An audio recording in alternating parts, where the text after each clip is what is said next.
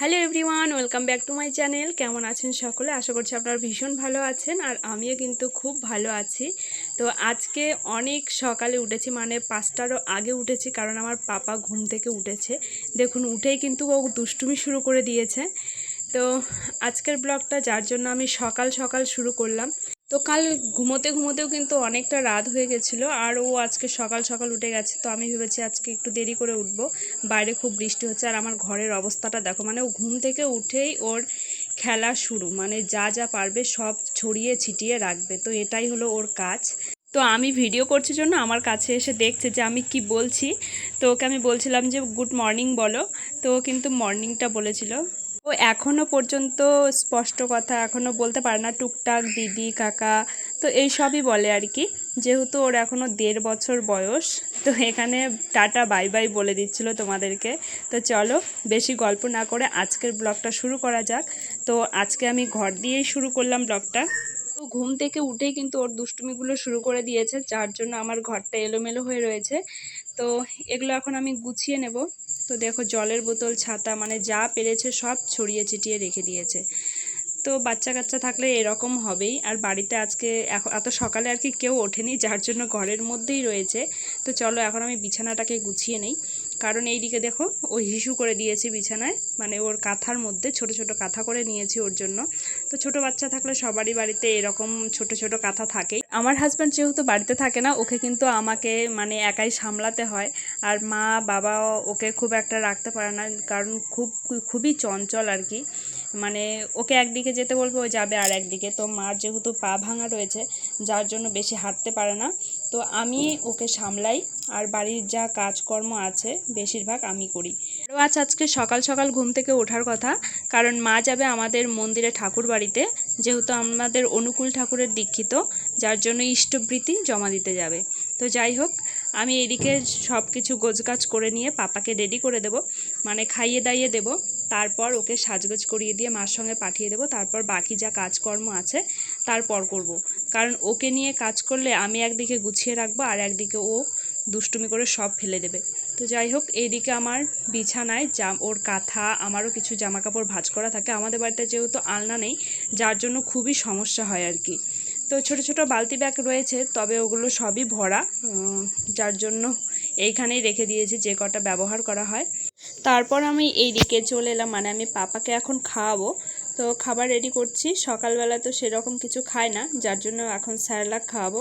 তো স্যারেলাক খাইয়ে কিন্তু তারপর সে যাবে, কারণ রাতেও অনেকটা আগেই খেয়েছে ও। তো সকালবেলা খিদে পেয়ে যাবে, যার জন্য ওকে খাইয়ে দাইয়ে দিলে পরে একটু শান্তিতে আমিও থাকতে পারবো, ও ভালোভাবে ঘুরে আসতে পারবে।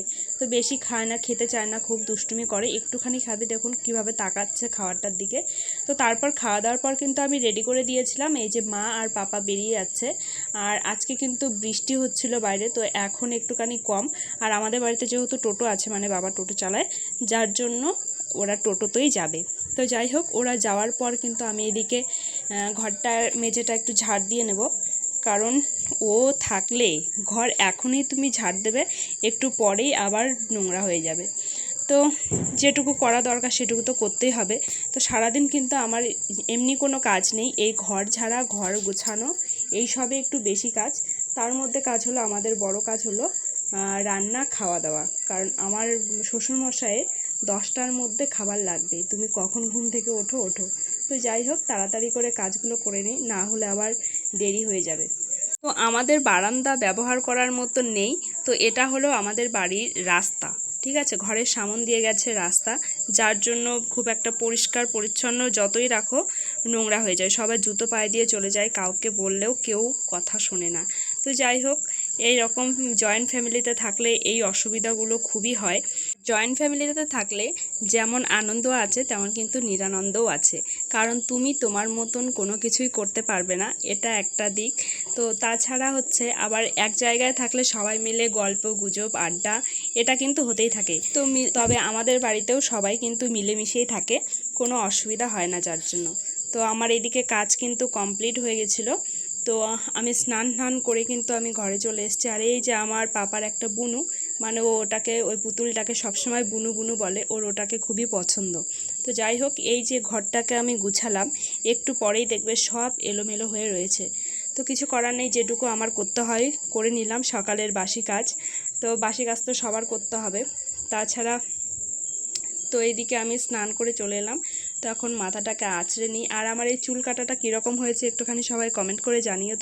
তো এটা আমি নিজেই কেটেছি, একা একাই কেটেছি। তো এইদিকে আমি সাজগোজ করতে করতে আমার পাপা আর ঠাম্মি চলে এসেছে।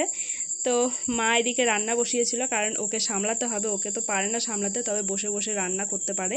তো ভাতটা বসিয়ে দিচ্ছিল, দেওয়ার পর তো একটা পিসি নিয়ে গেছে ওকে। তো এই ফাঁকে বললাম যে আমি তাহলে রান্নাটা করে নেই। তো এদিকে বাবা নিয়ে এসেছিলো চিকেন, তো সেগুলোকে ধুয়ে নিচ্ছি। তো ভালো করে না ধুয়ে নিলে ভালো লাগে না। তো যাই হোক, আমার ধুয়ে নেওয়া কমপ্লিট। এই হলো চিকেন। তো আমরা মোটে তিনজন খাই, যার জন্য আজকে চিকেন রান্না হবে, তার সাথে হবে পটল ভাজি। তো আমাদের চিকেন থাকলে আর কেউ কোনো কিছু খাবে না, যার জন্য কোনো কিছু রান্নাও হয় না। আর সকালবেলা হয়েছিল ডিমের ঝোল, তো সকালবেলার জন্য ডিমের ঝোল, আর দুপুর আর রাতের জন্য আমাদের হয়েছিল চিকেন। তো যাই হোক, আমি এখন এইদিকে মশলাটা করে নিই, কারণ বাবা খেতে আসবে। মিক্সিতে কিন্তু আমি লঙ্কা আর আদাটাই করে নেব, আর বাকি যা মশলা আছে আমি কিন্তু শিলনোড়াতেই করে নেব। আর পেঁয়াজটা আমি বাটবো না, পেঁয়াজটা আমি গোটাই দিয়ে দিই। আর এইদিকে আমি একটুখানি জিরের সাথে হলুদ দিয়ে দিলাম, তার কারণ হলো তেল যেন ছিটে আমার গায়ে না আসে।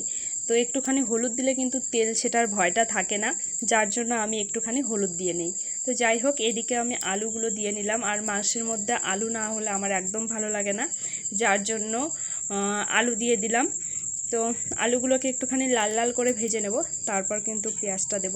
তো যাই হোক, আমার এদিকে লাল লাল করে ভেজে নেওয়া হয়ে গেছে, এখন আমি পেঁয়াজটা দিয়ে দিলাম। তো আমার মাংস রান্নার টপিকটা একটু আলাদা।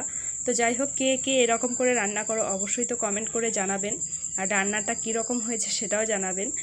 তো দেখা যাক কতদূর আমি ভিডিওটা করতে পারি, আপনাদেরকে দেখাতে পারি। কারণ পাপা বাড়ি চলে এলে তখন কিন্তু আমি আর কোনো ভিডিও করতে পারবো না, কারণ সে ক্যামেরা ধরে টানাটানি করবে, আমার ফোনটা নিয়ে টানাটানি করবে। তো কিছুদিন আগে আমার একটা ফোনও আছড়েই ভেঙে ফেলেছে। তো কিছু করার নেই, যে আমারও দোষ ছিল, কারণ নিচে ছিল, আমি জানি যে ও সব কিছুই ছুঁড়ে মারে। তো সেদিন আমার খেয়াল ছিল না, যে কাজে কাজে ছিলাম, ও গিয়ে আমার ফোনটাকে ছুঁড়ে মেরেছে আর ভেঙে গেছে। তো কিছু করার নেই, এটা আমার নতুন ফোন কিনে দিয়েছে আমার কর্তামশাই। তো কিছুদিন আগে যেহেতু এসেছিলো। আর এইদিকে আমি রান্নাটা চাপিয়ে আবার যেগুলো টুকটাক কাজ থাকে রান্নাঘরে সেগুলো সেরে নিচ্ছিলাম। রান্নাঘরের কাজের থেকে রান্নার কাজটার থেকে কিন্তু বাকি কাজগুলো প্রচুর থাকে। এই যেমন ঘর মোছা, রান্নাঘরে গ্যাস পরিষ্কার করা, থালা বাসন মাজা, তো বিভিন্ন ধরনের কাজ থাকে। তো আজ ভাবছিলাম যে রান্নাঘরটা পুরো ঝাড় দেব, তবে হবে কি না জানি না।